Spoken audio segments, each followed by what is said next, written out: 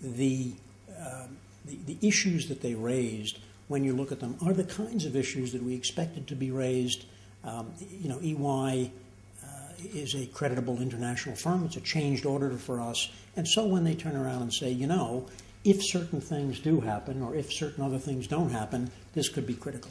Well, I expect people to know and understand that, and I think it would have been said of almost any finance company in 2010 in the sector. I'm not minimizing it. We're working to put those things so far into the background that they don't have to be raised, but I don't fundamentally disagree with them around that. They've given some health warnings underneath the seal of approval, and that's fine. And the credit rating, Standard & Poor's downgraded South Canterbury a couple of months ago and has it on review for another downgrade, a 1 in 2 chance of a downgrade. Would another downgrade endanger either your position in the extended guarantee scheme or your ability to continue overall? There's a lot of misunderstanding around that, and clearly no downgrade is ever welcome, and we take extremely seriously not just the headline number, but the things that were said. And we've really worked hard after the Standard & Poor's reviews to make a list of what their issues are. Largely, they're the same issues we have, but it's interesting to see people who are quite pro at it in terms of the metrics in the sector, and try to knock those issues on the head one by one. And that's where the independent directors come in, and the new auditor. We've done a range of things, and we'll have to knock off more of them to avoid further downgrade. Is it a risk to people?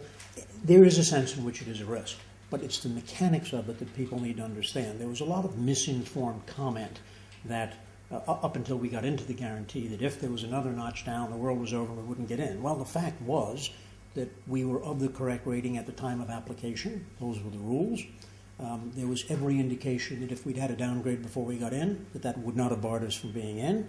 And I offer that up as an example of the misinformation, and I think Treasury at one point confirmed it to some of the media.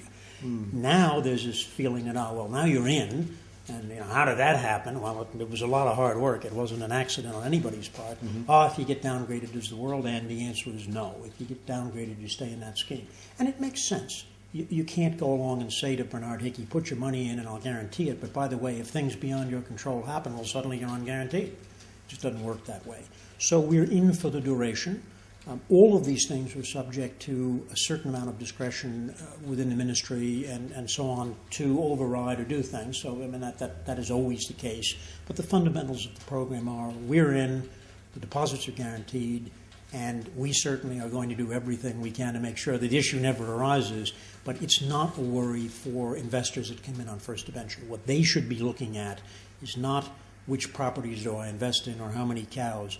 They should be paying attention. If they're thinking guarantee, they should be looking at the government's credit rating and saying, I have the benefit of the guarantee. If they want to run an unguaranteed product with us, then there's a different range of questions to ask.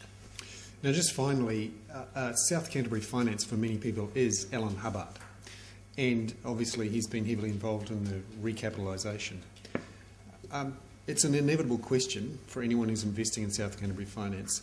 How healthy is Alan Hubbard, and what role does he have currently in the business? Well, Bernard, I can tell you, I'm not sure that you or I are as healthy today as Alan is at age 82, and the odds of either of us being as healthy as Alan is at age 82 mentally and physically ain't great. He's a very interesting human being. He is actively involved in the business. He is at South Canterbury virtually every day, 7 days a week at 6:30, or at least in the adjoining office. He is active in our affairs. He carries on spirited correspondence with depositors, with borrowers, with regulators, and he is a vital part of the business and makes a hell of a contribution, not just in the equity. He's our chairman, and he runs the board meetings, and we're on the phone and on the end of memos very, very frequently. Going forward, part of all of this change, part of talking about independent directors, part of the refreshment of the board, part of talking about potential equity is a sign that we all know that there must be a transition at some point, and we've actually started that. Great. Well, that was our double-shot interview with Sandy Meyer from South Canterbury Finance. I'm Bernard Hickey from Interest.co, and thanks again, Sandy, for coming in today, and thanks. I hope you enjoy your chai latte. Thanks for your interest in the story. Cheers.